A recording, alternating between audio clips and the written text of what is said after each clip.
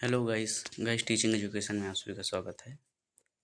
Guys कैसे हैं आप सभी? उम्मीद करता हूँ अच्छे होंगे। गाइस आज हम बात करने जा रहे हैं डीएलएड फर्स्ट सेमेस्टर के पेपर थर्ड यानी विज्ञान का कक्षा शिक्षण के अति लघुत्तरीय प्रश्नों की, जिसमें दोस्तों 2 क्लासें हो चुकी हैं। आज ये तीसरी क्लास है। तो पहला क्वेश्चन दोस्तों कि आर्द्रता ग्राही जड़ें क्या है?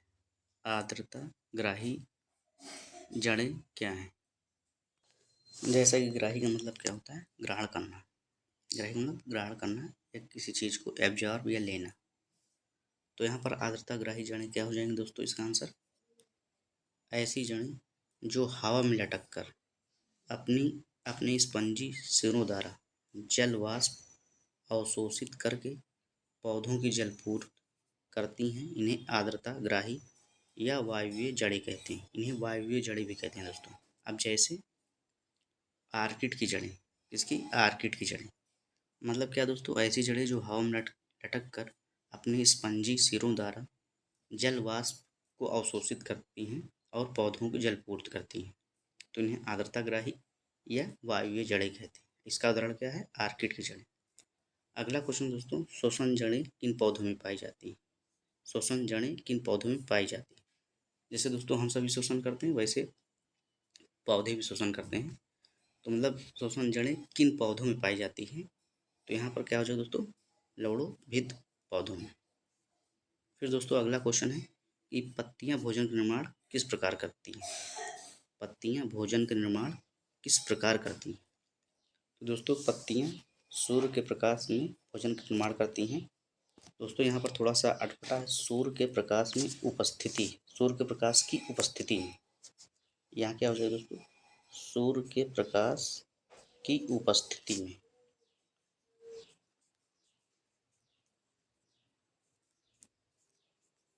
सूर्य के प्रकाश की उपस्थिति में भोजन का निर्माण करती हैं। और पत्तियों का रंग हरा क्यों होता है दोस्तों? तो क्लोरोफिल के कारण। किसके कारण? क्लोरोफिल। पत्तियों का रंग किसके कारण हरा होता है दोस्तों? तो क्लोरोफिल के कारण। ये भी दोस्तों क्वेश्चन आ सकता है बहुविकल्पी में। फिर दोस्तों अगली स्लाइड है। अगला क्वेश्चन है कि पौधों का हमारे जीवन में क्या महत्व है? पौधों का हमारे जीवन में क्या महत्व है? तो दोस्तों सबसे बड़ा महत्व तो यही है कि ये हमें ऑक्सीजन प्रदान करते हैं।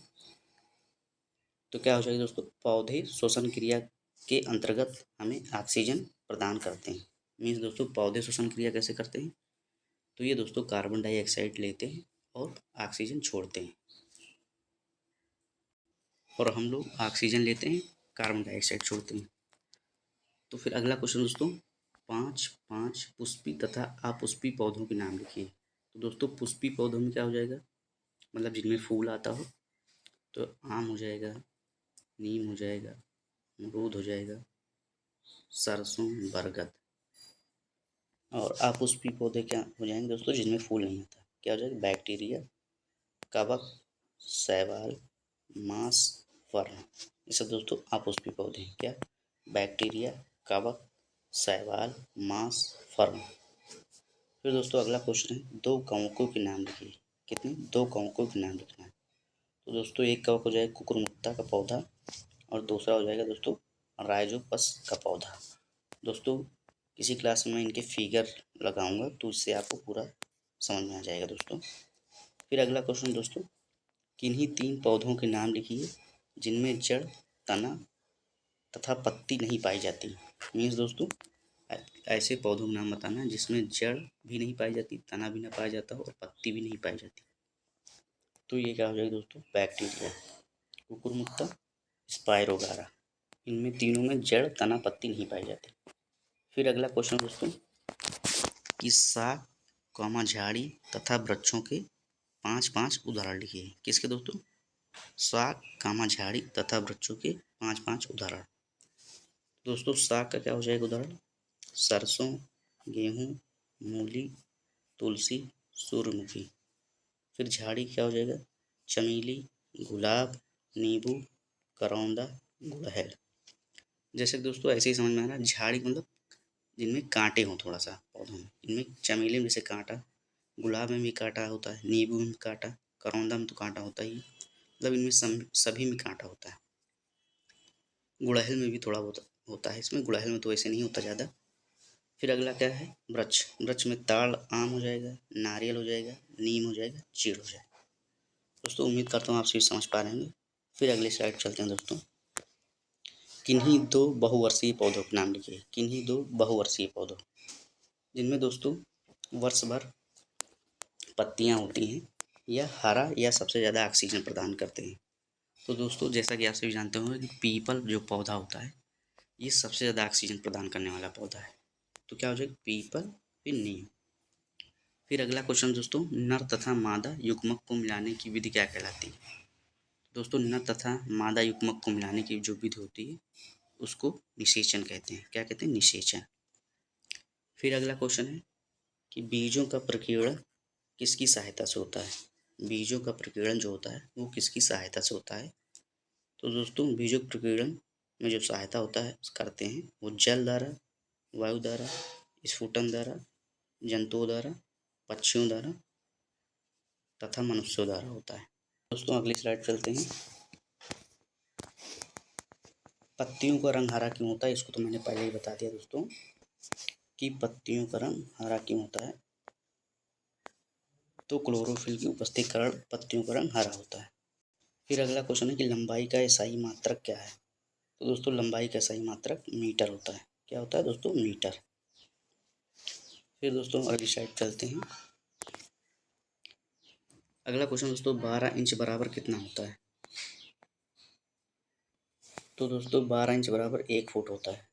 जैसे 1 फुट 2 फीट, तो 1 फुट में कितने इंच होते हैं, 12 इंच। फिर अगला क्वेश्चन है कि 1 गज में कितने फुट होते हैं। तो 1 गज में 3 फुट होते हैं। इसको सेंटीमीटर में कितना हो जाएगा, तो 91.44 सेंटीमीटर। फिर अगला क्वेश्चन दोस्तों, किसी ईंट का आयतन ज्ञात करने के लिए कौन कौन सी 3 माप ली जाती हैं। किसी ईंट का आयतन, तो दोस्तों किसी ईंट का आयतन ज्ञात करने के लिए लंबाई, चौड़ाई तथा ऊंचाई की माप ली जाती है। क्योंकि आयतन क्या होता है, लंबाई, चौड़ाई, ऊंचाई तीनों होती हैं, तो इसकी माप करने के लिए तीनों लिया जाएगा। LBH, लंबाई, चौड़ाई, ऊंचाई। फिर अगली स्लाइड पर चलते हैं दोस्तों। अगला क्वेश्चन देखते हैं, शरीर का ताप किस तापमापी से मापते हैं। तो दोस्तों शरीर का ताप डॉक्टरी तापमापी यानी थर्मामीटर से मापते हैं। फिर अगला क्वेश्चन दोस्तों, स्वस्थ मनुष्य के शरीर के ताप कितने डिग्री सेल्सियस होता है। स्वस्थ मनुष्य के शरीर का ताप कितने डिग्री सेल्सियस होता है। तो दोस्तों स्वस्थ मनुष्य के शरीर का ताप 37 डिग्री सेल्सियस होता है, 37 डिग्री सेल्सियस। फिर दोस्तों अगला क्वेश्चन है कि माप के मानक मात्रक होना क्यों आवश्यक है। मीन्स जो माप होती है इनका मात्रक होना क्यों आवश्यक है। जैसे लंबाई का मात्रक मीटर है, तो ये क्यों आवश्यक है। तो दोस्तों हमारे दैनिक जीवन के अनेक वस्तुओं की लंबाई, चौड़ाई, क्षेत्रफल, आयतन, तौल आदि के सही ज्ञान के लिए माप मानक मात्रक होना आवश्यक है। दोस्तों उम्मीद करता हूँ वीडियो को आप पसंद आई होंगी, क्वेश्चन समझ में आएंगे। दोस्तों चैनल को सब्सक्राइब कर दीजिएगा, वीडियो को ज़्यादा से ज़्यादा शेयर कर दीजिएगा, जो फ्रेंड्स हों, ग्रुप्स हों, उनमें शेयर कर दीजिएगा। थैंक यू दोस्तों, आप सभी अपना ख्याल रखिएगा। अगली क्लास में मिलते हैं हम सभी।